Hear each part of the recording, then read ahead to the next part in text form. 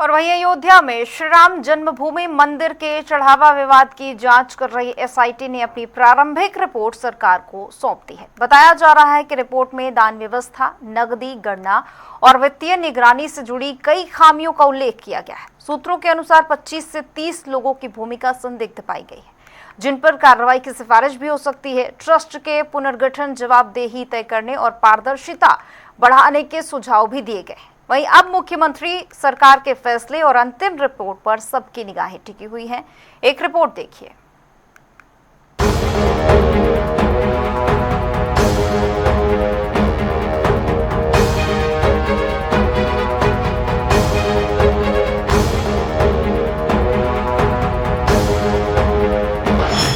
SIT report सरकार के पास।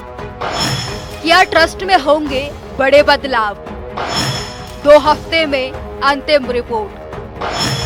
अब सरकार के फैसले का इंतजार। राम मंदिर में हिसाब का हिसाब होगा। एसआईटी रिपोर्ट के बाद एक्शन की बारी। राम मंदिर चढ़ावा में आखिरकार 6 दिन तक चली जांच के बाद एसआईटी ने अपनी प्रारंभिक रिपोर्ट सरकार को सौंप दी है। 3 सदस्यीय एसआईटी ने मंगलवार सुबह अपनी शुरुआती जांच रिपोर्ट अपर मुख्य सचिव गृह संजय प्रसाद को सौंप दी है। अब ये रिपोर्ट मुख्यमंत्री योगी आदित्यनाथ के सामने रखी जाएगी, जिसके बाद आगे की कार्रवाई पर फैसला लिया जाएगा। रिपोर्ट गोपनीय है, लेकिन सूत्रों की माने तो रिपोर्ट में चढ़ावा व्यवस्था से जुड़ी कई कमियों का उल्लेख हुआ है। जांच में कर्मचारियों की नियुक्ति, नकदी की गणना प्रक्रिया और वित्तीय नियंत्रण व्यवस्था में खामियां सामने आने की बात है। एसआईटी ने इन बिंदुओं से जुड़े दस्तावेजी और परिस्थिति जन्य सबूत भी जुटाए हैं। देखिए, ये शासन द्वारा नियुक्त 3 सदस्यीय एसआईटी की रिपोर्ट आज हमने अपर मुख्य सचिव गृह महोदय को सौंपी है। यह एक प्रारंभिक प्रतिवेदन है और उसके क्रम में आज अपर मुख्य सचिव गृह साहब को सौंप दिया गया। सर, कुछ खास इसमें आपको वहाँ पे लगा जो आपने जांच करी और इसकी रिपोर्ट आपने शासन को सौंपी? देखिए, ये गोपनीय जांच है, तो इसके लिए मतलब हम इस समय पर कुछ भी वक्तव्य देने के लिए अधिकृत नहीं है। जो हमारी फाइंडिंग्स थी वो हमने उपलब्ध करा दी। सूत्रों के अनुसार एसआईटी ने 25 से 30 लोगों की भूमिका संदिग्ध पाई है। इनमें कुछ कर्मचारी, व्यवस्था से जुड़े लोग और अन्य संबंधी व्यक्ति शामिल हैं। इन लोगों के खिलाफ एफआईआर और अन्य कानूनी कार्रवाई की संभावना जताई जा रही है।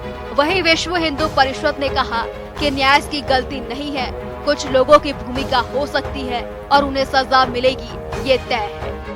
सर, राम मंदिर डोनेशन कम हो रहा है, कैश, सोना और ज्वेलरी गायब होने के आरोपों के बीच जांच, एसआईटी जांच, ट्रस्ट का जवाब और हाईकोर्ट केस को लेकर आप क्या कुछ समझते हैं? चंदा कम हो रहा है, हमने तो या ट्रस्ट ने कोई अभी चंदे की या जो वहां पर दान आता है उसकी प्रतिदिन जारी करने की कोई व्यवस्था नहीं बनाई। इकट्ठा होता है, बैंक वाले गिनते हैं, बैंक वाले बैंक में जमा कराते हैं, उसके बाद वो अकाउंट में जमा होता है। कहीं भी ये सिस्टम डेली का डोनेशन, उसकी लिस्ट जारी करने का या अमाउंट जारी करने का नहीं है, नंबर 1। नंबर 2, आने वालों की संख्या घटी नहीं है। जितने पहले आते थे उतने ही अब भी आ रहे हैं। इसलिए इन आरोपों से राम भक्त प्रभावित नहीं है। अगर गलती पर कोई ट्रस्ट का कर्मचारी है तो उसको सजा मिलेगी, ये उनको मालूम है। पूरे विश्व के राम भक्तों को गलती राम जन्मभूमि के न्यास की नहीं है, गलती है कुछ लोगों की, यदि है तो, और उनको सजा मिलेगी, ये पक्का है। जहां तक आभूषणों का प्रश्न है, कुछ लोगों ने और भी तरह के आरोप लगाए हैं। ये आभूषण रखे गए हैं सारे के सारे स्ट्रांग रूम में।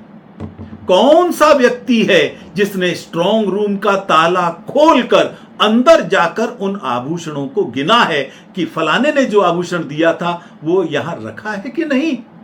मुझे लगता है इस तरह के आरोप बेसिर पैर के आरोप हैं। और यदि कहीं सत्य भी है, कुछ चांदी की शिलाओं का नाम लिया गया, उन्हीं की संस्था के कुछ लोग हमारे पास आए और उन्होंने कहा उस संस्था ने कभी ऑडिट नहीं कराया, वो शिलाएं कब दी गई, कहां से लाई, कौन लेकर आया।